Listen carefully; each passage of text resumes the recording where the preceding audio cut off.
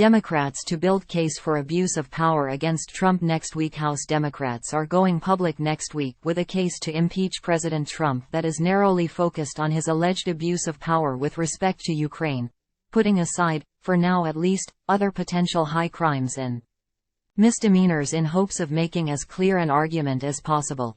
The opening salvo in the public hearings will be the argument Democrats find most compelling: whether the president abused his power with his request that the Ukrainian government investigate his political rivals as he was holding up congressionally approved aid to the country.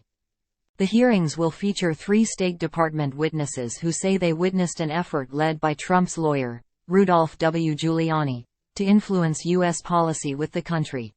The exclusion of other issues in next week's hearings, such as obstruction of justice or violations of the Constitution's ban on the president making profit from his office, is not a sign that those issues won't potentially be included in articles down the road, according to a senior Democratic aide.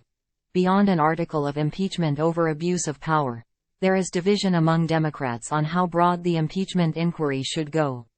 It is a division likely to come to a head as the House Judiciary Committee writes the articles of impeachment, which may not happen until December.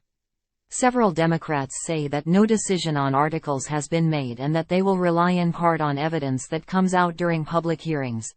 That will be a discussion, said Representative Gerald E. Connolly, DVA, a member of the House Oversight Committee.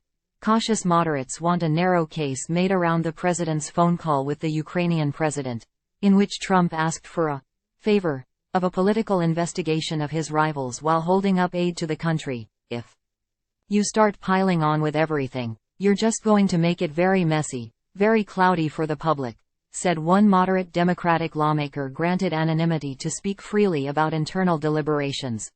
While all but 2 House Democrats supported a vote last week to set the rules for the public phase of the inquiry, several moderates are still skeptical about supporting articles of impeachment, and they will be watching closely to see what resonates with the public and their constituents.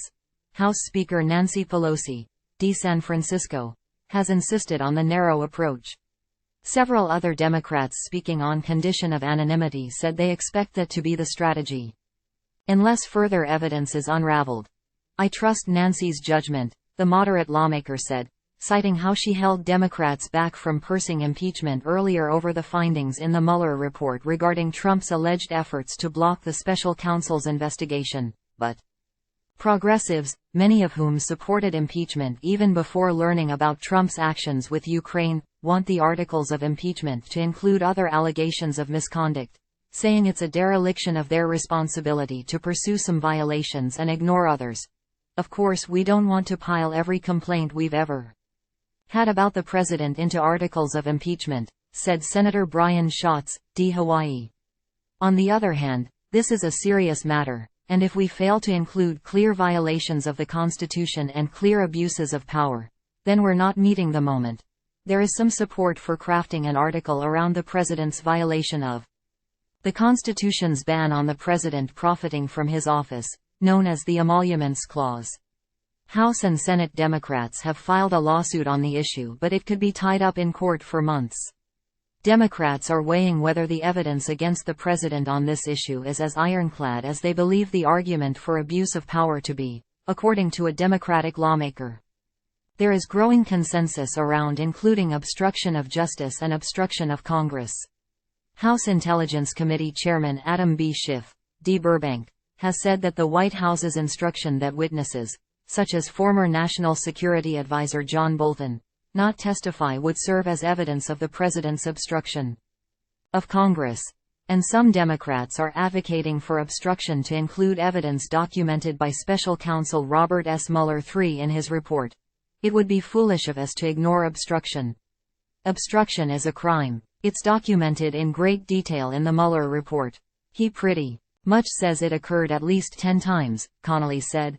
If we ignore obstruction, we are saying to future generations that it's off the table when a president commits it. If you're looking at impeachment, the precedent argument is likely to carry significant weight with veteran lawmakers who are most invested in protecting the power of congressional subpoenas. But given how little support there was for impeachment over the Mueller report and how badly the report rollout went for Democrats, Some Democratic aides recoil at his name, suggesting reluctance to incorporate Mueller-related charges in the articles. The hearings next week will be in the House Intelligence Committee, but 5 other committees are expected to send work related to the impeachment inquiry to the House Judiciary Committee as soon as this month. It is that panel that will write articles and determine which should be voted upon by the full House, possibly by the end of the year.